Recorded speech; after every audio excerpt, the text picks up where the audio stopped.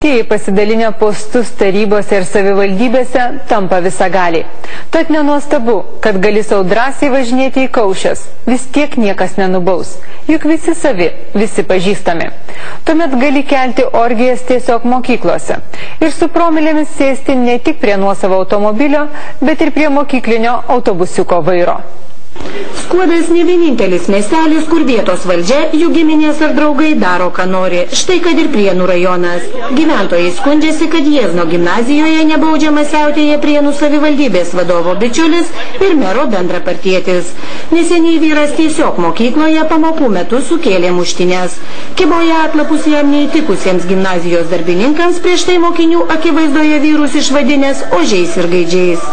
Šitame kabinete aš susistumdė, bet aš įsikišau, kad jeigu jūs čia tai bandysite, aš iškviesiu policiją. Vakar buvom tenai susėmis, svėrė man už krūtų, muštis pas pavaduotoją, kad mes per jį negalim čia dirbti.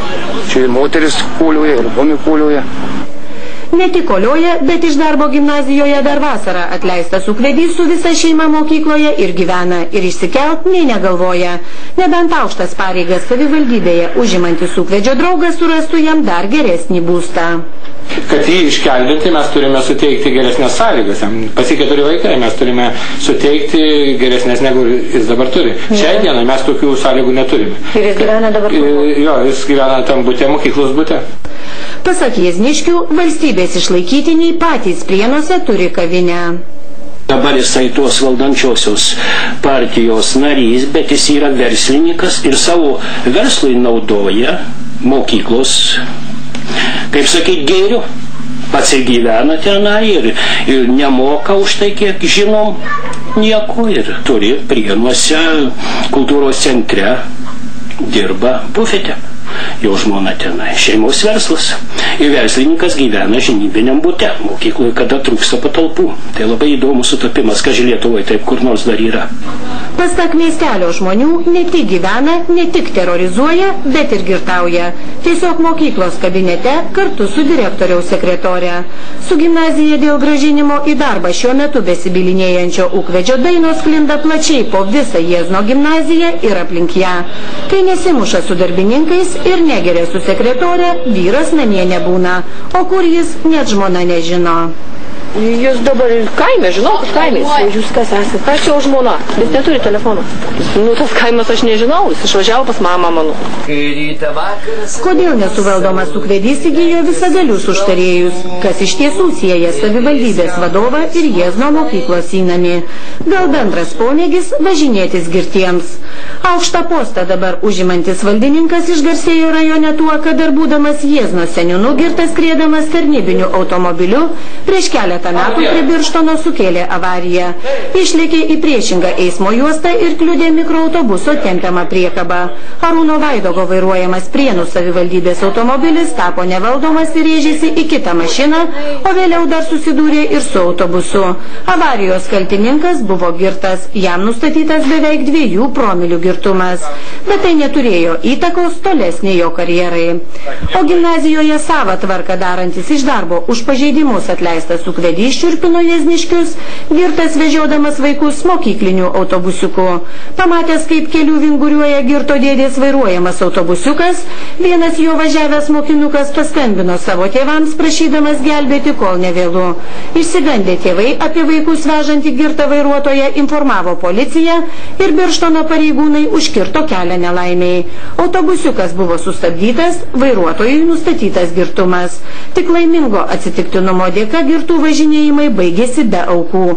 Kaltininkai nuo atsakomybės išsisuko ir vienas už kitą stoja mūrų.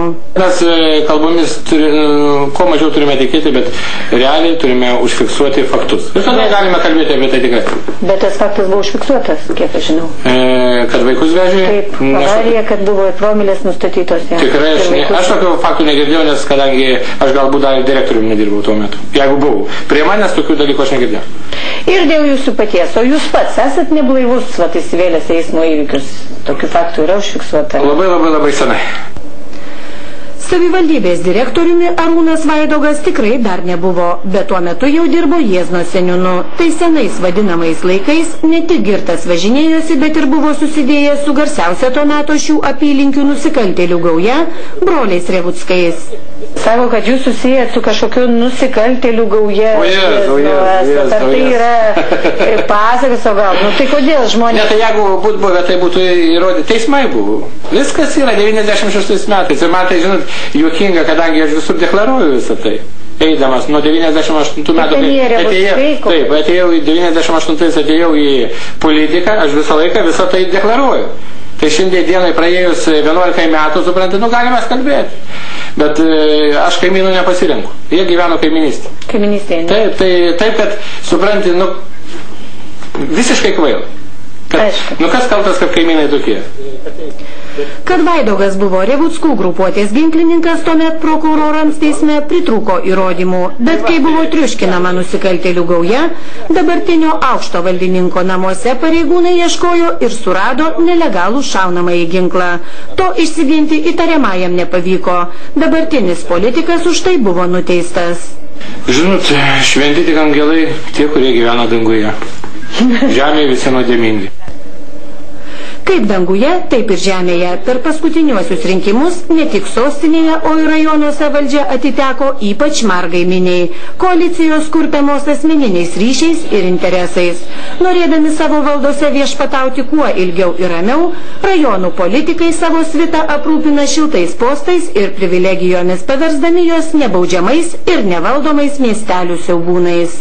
Mes jūsų dėmesio lauksime kitą sekmadienį.